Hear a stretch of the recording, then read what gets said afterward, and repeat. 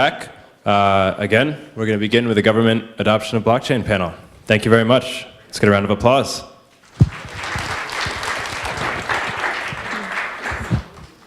Hi everyone, thanks for being here. My name is Rahilla Zafar, and I'm very excited to have the opportunity to moderate this panel. I work at a company called Consensys. We're one of the world's largest blockchain studios, and while I was at Consensys, we worked with the government of Dubai, which was the first city to announce they wanted to be the first blockchain-powered city by 2020, and we're one of the official advisors to the city of Dubai as they go through that process. So it's great to meet kind of lead technologists and government officials here that are going to help the US and I think the world as well reach those goals too. It's a pleasure to introduce Senator Robert Hertzberg,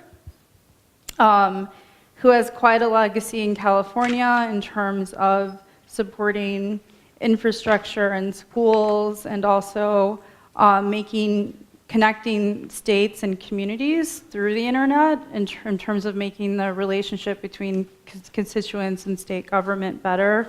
And I'm also most impressed by the California grant programs he's been part of in terms of supporting people across California and having opportunities in education.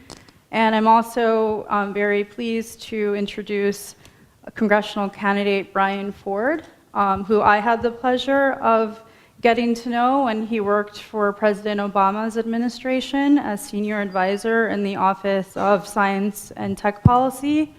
Brian's work was extraordinary in supporting a lot of youth and young women and people from all sorts of social backgrounds in the United States to get them excited and have opportunities to be involved in the tech industry and learn more about technology.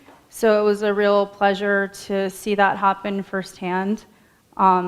And I'm really happy that he's running for office, and I'm going to be going to his website, Forde, Ford.com, and I'm excited that he takes Bitcoin and Ether donations. So, and in addition to his tremendous service in government, he also helped created the MIT Digital Currency Initiative. And lastly, it's great to have Gavin Hartnett from the RAND Corporation. That's a physicist, a theoretical physicist, or a physicist. Yeah. So, and it's really exciting because being in Dubai, for example, seeing a government look at the combination of emerging technologies like artificial intelligence, machine learning, blockchain, like how they can all work together to create cities of the future. It's really great to have somebody with that type of background with us on the panel. So I wanted to start the first question with Brian. So you've had tremendous experience both in the United States and also you were a Peace Corps volunteer and you started a company abroad as well. So I think that with a technology like blockchain, how do you envision it in terms of the developing world having the opportunity to leapfrog and do things like what happened with mobile phones and M-Pesa and all that innovation versus the tremendous opportunity it has in the US? And then do you see that leadership coming from the state or federal level or a combination of both? Well, hello. This is an awesome crowd. This is an awesome crowd, one, because we're on my alma mater, UCLA, go Bruins. And two, I see the crowd continue to get more and more diverse as the years go on, and I think that's going to be incredibly important as we continue to grow this sector, that we have a more diverse set of ideas trying to solve some of these problems, especially in the developing world. You know, when I went down to Nicaragua back in 2003 as a Peace Corps volunteer, cell phones were a fairly new technology. 2 years later, I ended up starting a phone company there and growing it over 5 years and seeing some of the biggest adoption of voice over IP in cell phone, not coming from the rich, but coming from the poor. And it's because it was dramatically saving them a lot of time and a lot of money. And what we can see with cryptocurrencies and blockchain-based governments can be incredibly helpful, especially in the developing world, where you see government infrastructure being fairly weak. And what inspires me is that when I wrote the White House memo when I worked in the White House on cryptocurrencies, and people thought it was interesting, but when I was in Iraq and I was explaining Bitcoin and blockchain to them, their minds opened up so much more because they saw such a greater, more immediate need for fidelity of ledgers, something that governments are generally in charge of. But when you go from one administration to another administration, you may start with one that is pro-democracy, and then you may go to one that is less so, and then they worry about the fidelity of those ledgers. And I've seen firsthand when government leaders took advantage of it. And quite frankly, today, I don't trust the Trump administration as far as I can throw them. And so I want a blockchain-based ledger because I don't trust Trump and his cronies from doing things that will be unethical or inconsistent with our democratic values. And so not only do I want blockchain to develop in developing nations, and I think it will quicker than it will in the United States, but I do want it here in the United States, and I'm inspired by my places like Dubai and others who are setting up the proper regulatory sandboxes to allow for startups to have that innovation happen, which we haven't done here in the United States. And one of my biggest fears is that you're going to have countries around the world who are getting smarter on blockchain and doing regulatory startups, and you guys are going to leave the United States and go to those countries because for a lot of startups, the 21st century tax credit has nothing to do with taxes and has everything to do with governments at the federal, state, and local areas removing all of the regulatory restrictions and while still protecting consumer safety and consumer rights and allowing you guys to innovate with a long enough leash to be able to do that successfully. And that's going to determine where all of you take your startups. And I hope they stay here, but I'm seeing other countries abroad do it quicker than us. Well, do you see why we need him in office? So Senator Hertzberg, it'd be great to hear from you in terms of your perspective of what excites you and interests you most about blockchain and applications you see in the state of California and within your constituents. Thank you. I was Speaker of the House up until 2002, and I left and traveled the world, took a couple of companies public, mostly in the clean tech sector. Africa, India, all over the place, worked in the phone markets and the like, and saw the point that you raised when you asked Brian about the ability to leapfrog. And I came back to government in 2014. Most people said you had your head examined to want to do this, but I felt that the delta between, in many areas, in clean tech sector, in technology and the like, there was a great divide between what the rhetoric was, what the private sector is doing on the one hand, yet on the other hand, what government's doing. And I felt that because of my experience both in government and my experience, my solar companies, I had 3 of them, technology was pretty advanced stuff. And basically, the notion is this, in the broad frame of it all is that the world is changing at a breakneck speed. That people can go on an Amazon, order something instantaneously, then when you go to government, you got to stand in line all day long, and when you get to the end of it, they say, sorry, come back. And what we have to do is I'm a believer in confidence in government. It's the reason I supported redistricting and all these other things. And unless we harmonize what's happening in the private sector on the one hand with what's happening in the government, we're just going to further create that divide. We're creating that divide economically and technologically. And so what's happening is, in California, despite the extraordinary advancements that we're seeing all over the place in technology, it just isn't happening in government. Efficiency in the world of politics is I'm losing my job. I'm losing my job means I, as a politician, am going to go and protect all the people that have been disrupted, and to hell with the disruptors. I've got to protect them because they vote for me and you guys don't vote for anybody, so who cares? or make contributions or whatever the situation is. So the challenge is, how do we build that bridge? How do we do that? When I talk to my colleagues, most of them, not all of them, and I say blockchain, they think it's a fence around a swimming pool. They have no idea what it is, right? I have another bill I'm introducing on bots, not just because of the political stuff, but in the economic sector, the impact it has in IPOs, where people have phony numbers on their companies, or people who are part of the, going out to try to get more followers who are in the entertainment business, and the stuff's made up. So what I'm trying to do is to build that bridge. And to build that bridge requires a very, does that mean I'm over? No. I'm okay? Okay, to build, to build that bridge means really a slow step, because government, you see it in procurement. Often by the time you get to the procurement of what the issue is, the technology's changed. How do we make that happen? So I was at the Milken, Mr. Forde, Congressman Forde over here, soon to be, told me about that and got me involved when we did Milken and we did a blockchain. And I committed to doing legislation, working with the lab here at UCLA, coming up with homework of how to do that. And it looks like our first step's going to be like what they've done in certain jurisdictions in terms of title. Why is that important? We see so many times where seniors who get liens against their houses, and this is an entry point where it marries consumer protection. The land title people are coming to meet me, title insurance companies on Tuesday, because they're schwitzing that, oh my God, we're going to kill their business. And we are going to kill their business, but it's a way that actually is better than title insurance. So these are very difficult challenges. The learning curve is very steep, but what I came back as somebody who was a technologist who, around the world in a whole bunch of different areas, I'm trying to marry those two worlds of how difficult it is to deal in the real world of politics when everybody says, oh, that's so simple to do.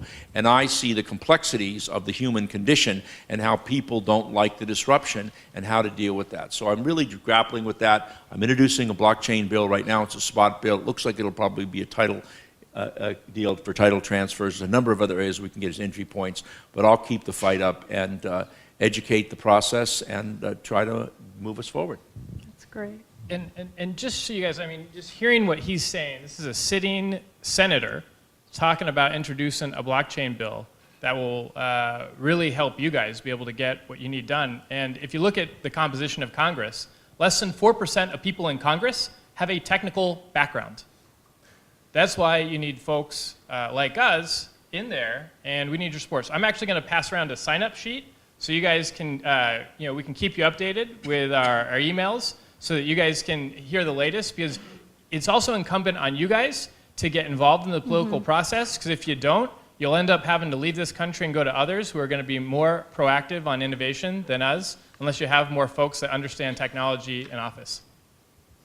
You guys, what they're saying is true. I'm from Illinois. I was born and raised in the US. I couldn't believe that I'd go to places like Dubai and Saudi Arabia, and they're way more innovative in a lot of ways, and they're way ahead in doing things than our own country's doing. But anyway, so tying this back to Gavin from the RAND Corporation, if you could tell us a little bit more about what you're doing at RAND, and I think you're working on a really interesting project around smart contracts. If you could go into more detail. Yeah, okay, so thanks. 1 year ago, I was working on theoretical physics trying to understand black holes in higher dimensions. And that's a really fun and interesting problem, but it doesn't matter. And it took a whole PhD and then a postdoc for me to realize that. Yeah, I just want you to know, in case you want a job, my chief of staff has a PhD from UCLA in theoretical physics. There's a future in politics. Yeah, a lot of us are on the job market right now. So I wanted to do something a little bit more meaningful with my life, and I kind of woke up one day and I wanted to see what are all the interesting problems going on. Hopefully they would involve some interesting, math or theory or something, because that's my personal angle. And blockchain was really interesting, and I read an article about how blockchain could help, like you were talking about earlier, if corrupt governments come into power in these impoverished areas, title records of real estate can be sort of corrupted, and people can lose their houses. And you can imagine a million other scenarios. And so that kind of got me set on blockchain. And I found myself working at the RAND Corporation, excuse me. Probably not too many people know much about RAND, so I thought I should just say a few comments. We're based in Santa Monica, but we're actually all over the US and all over the world. We're a nonprofit, nonpartisan policy organization, research organization, also called a think tank. And so we try to do work to inform and enable policy makers and decision makers, whoever they may be, whatever administration, to help them make good decisions that help the public good. And blockchain is a great place to be working inside RAND because there's tremendous opportunities for it to help the public good.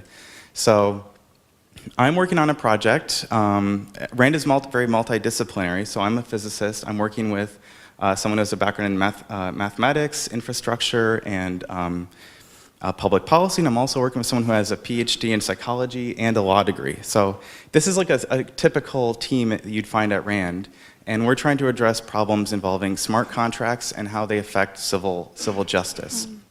So issues like privacy, gambling will be a big one, transfer of wealth, wills, really any sort of interesting transaction. There's going to be a regulatory framework for that, and this technology is going to come up and open up new opportunities, and you have to make sure it's legal and there's no foul play and there's no options for criminal behavior and things like that, no terrorist activity. And so that's the sort of thing I'm interested in working on. RAND has done some other work on this topic. So we did a nice report before I joined RAND on the national security implications of cryptocurrencies. So for example, could ISIS have deployed their own cryptocurrency as a way of getting around economic sanctions? And one of the main ways we're fighting ISIS is through economic measures, so that would have been a really interesting opportunity for them. Yeah, so I think I'll stop there. Can I ask him a question on this? Because that's really important.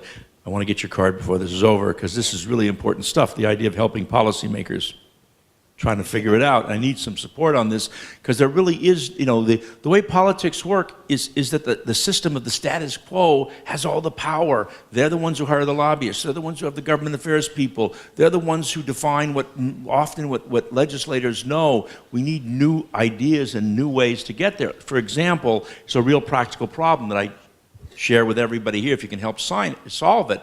So we have a bill that's up that says we want to make sure that people aren't engaged in wage theft, right? Everybody knows wage theft is horrible. Cut people's legs off. You work all day long. You get to the end of the day, somebody steals your wages, kill them painfully, right? I mean, ridiculous to do that to any human being after they work all day long. And so what do? We come up with a plan. The first plan says, well, if you're working in an office where there's a landlord, we're going to slap a lien on the building of the landlord where that company is. Oh boy, that's really intelligent. How does that work? The landlord is somebody else who owns the building, and that's going to be the impact. All I want as a worker is my wages. Second strategy is we're going to hold all the board of directors liable for anything if there's any wage theft. Okay, great, we can sue. Who cares? What you want to do is to create a process that doesn't create a bunch more government employees to be able to make sure people don't steal wages. So if you could create a smart algorithms and a smart contract that if somebody had to agree, if they, for example, contracted with the government to meet those terms, and you could, through smart contract technologies, my question, monitor that, you've achieved the objective through technology that actually makes sure people get paid or the company doesn't get paid, which is the best thing to do, and isn't creating a whole new structure of people to try to enforce this, or a phony baloney system that makes some politician feel good. Oh, I passed a bill stopping wage theft, when other than a press release and a headline, it didn't really do any deliverables. So I just put that to you, and anybody else who has ideas, but there's a simple example of here's an important public policy, let's use blockchain, let's use smart contracts to solve it. And when I mentioned that to everybody, they said, as they say in Yiddish, a Lochenkopf, you got a hole in your head, where does that come from? They have no idea what I mean, but you guys do. Let's figure it out. Yeah, I mean, the most exciting thing about this is its opportunity to cut out waste, inefficiency, middlemen, corruption. That's a great idea. I'd like to think more about it. Fix it, get it done. I'll introduce it. So I wanted to take questions from the audience as well. If you wanted to, with the red. Hi. So I've been curious about this. You were mentioning skeptics always listening to the people who, I've lost my job, right? Well, I mean, maybe some context, right? It's Kurt Vonnegut's novel, Player Piano, he wrote in the 50s, where, about a dystopian future where, the only people that had jobs were managers and engineers, right? And so we're moving towards a world of automation where there is actually less work that we as humans actually need to do. But we still have, this economic system where the owners of, all the capital, the property, the robots that are doing the work are the ones that are profit from it. So has anyone here thought about how to use, this new blockchain kind of technology to think of different ways of valuing, our participation in the economy? There's kind of 2 points I'll just quickly say and let Brian answer the question. But point one, the most important point is this. Blockchain, in my judgment, has a number of different components that are critical.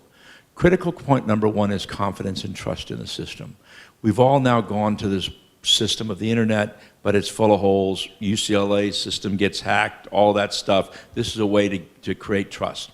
Second, more importantly, this is what really gets me, redistribution of profits. In the old days, for old guys like me, we had 3 television news studios, CBS, NBC, and ABC, and you had the LA Times and a couple of papers, and they controlled revenues for ads. The idea is that the internet democratized everything. Well, it didn't. It just shifted the power to a bunch of new people that made a lot of money. The real thing that blockchain has to do is you own your own information, ultimately by the ledger. And so it'll distribute that money in a much more equitable way. So you can get paid for or reward points, or whatever it may be, something of value for what you do. Because one of the biggest issues we're facing is this whole divide. Pitney's book on capital, the idea that capital grows like this and wages grow like this, it's going to continue to divide.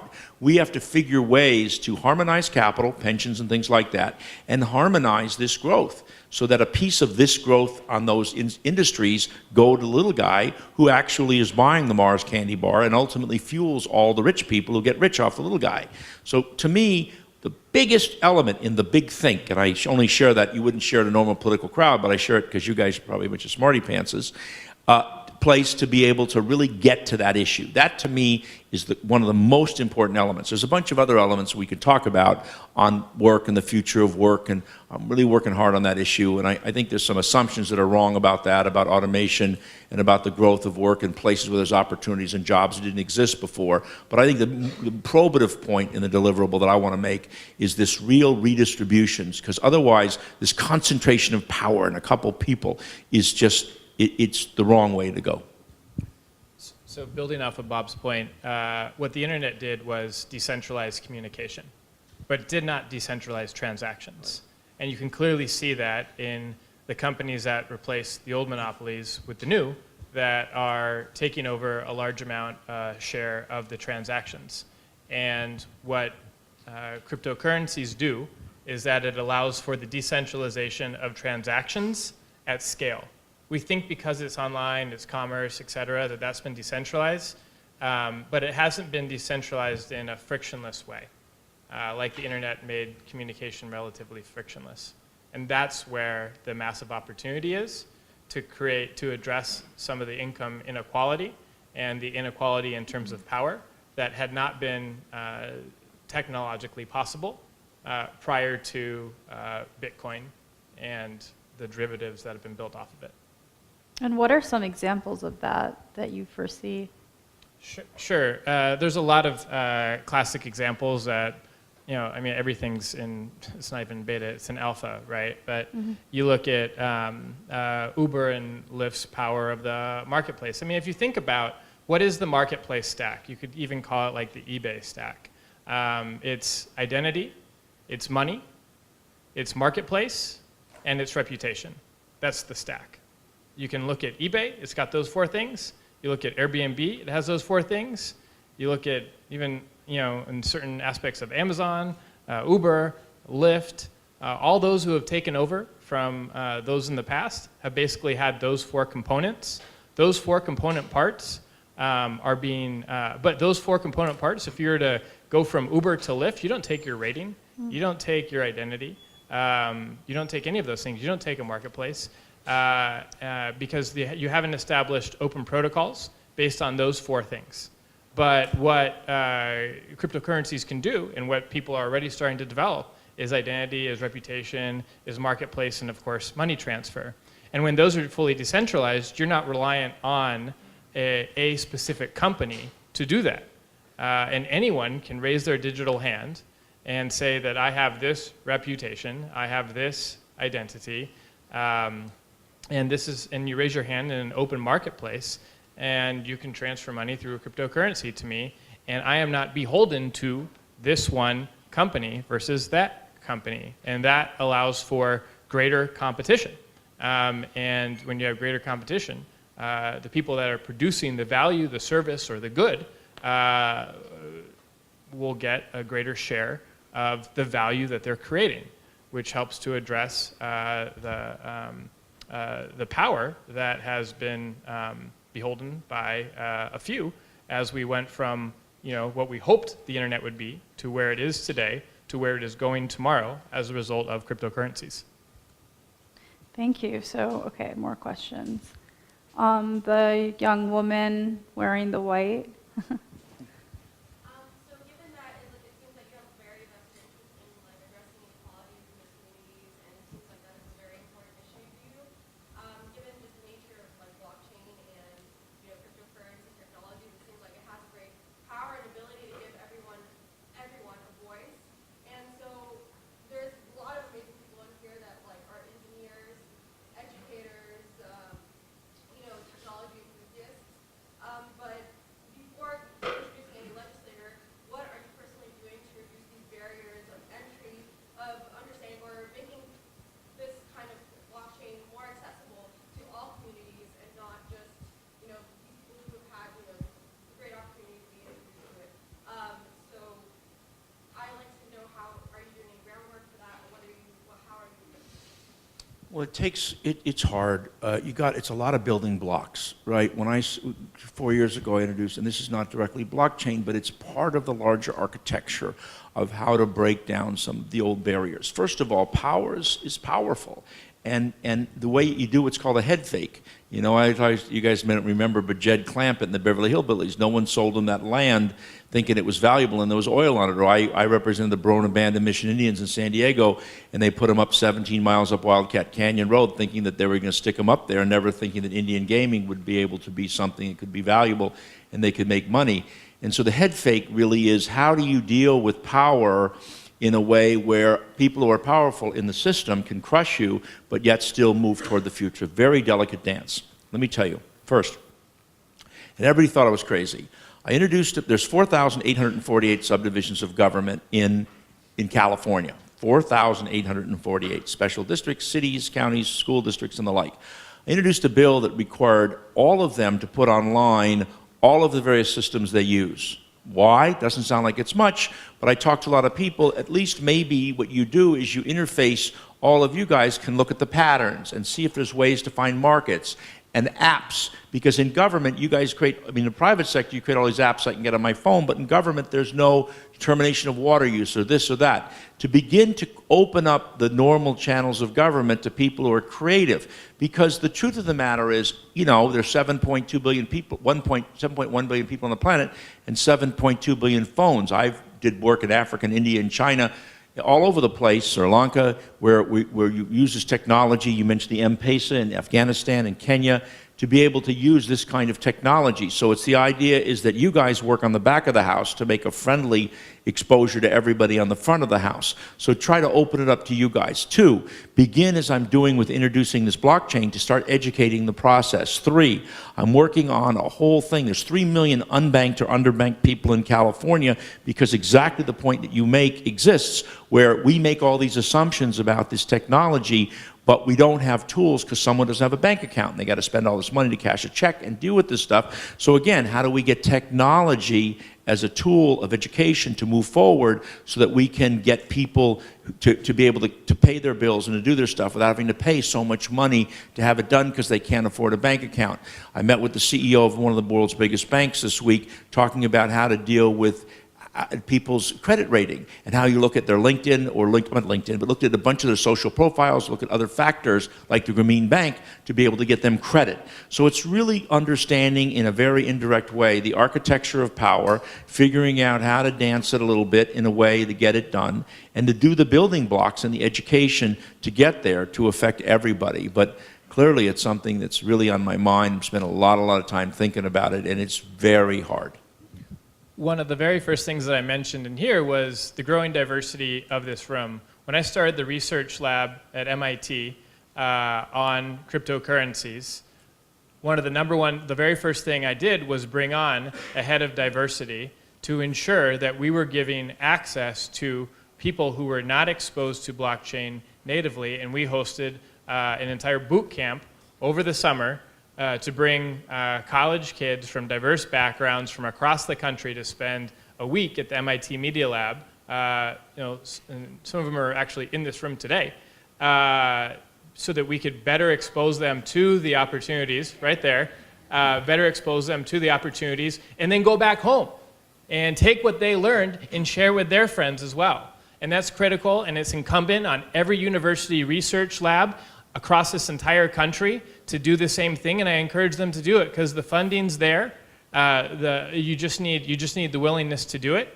And when each university from UCLA to MIT to Cornell takes it upon themselves to encourage diversity, when every cryptocurrency conference encourages more diverse applications and gives free passes to encourage those kids to go, which was a requirement at MIT if you were going to go speak at a cryptocurrency conference from MIT, you had to require that the sponsor of that conference would give, I think, 5 to 10% of their passes out for free and allow us to manage the applications so that we'd have a more diverse audience. It's incredibly critical, and I'm glad to see some of the fruits of that today in this audience, but we still have a long way to go.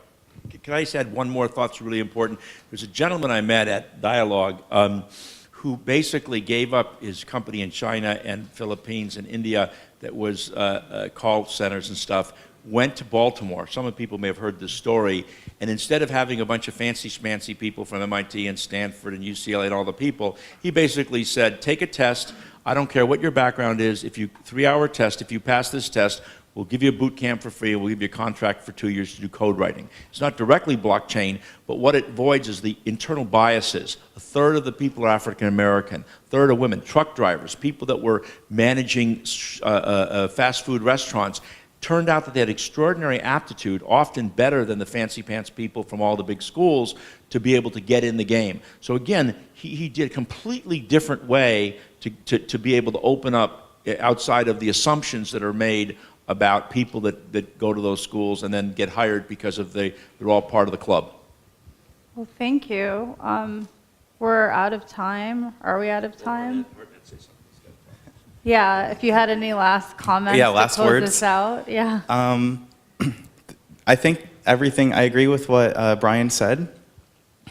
But I also would say that it's actually a really lucky time for somebody who wants to go out into the internet and kind of educate themselves. Not to say that that's sufficient, but there's tremendous resources that are freely available. People are going to do a better job disseminating those resources.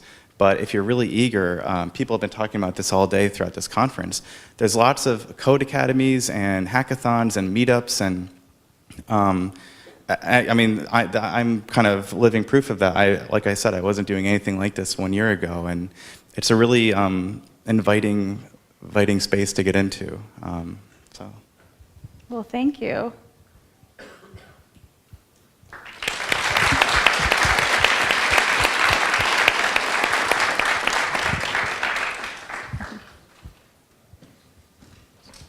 And does someone have my sign-up sheet? Right there. All right, awesome. Thanks.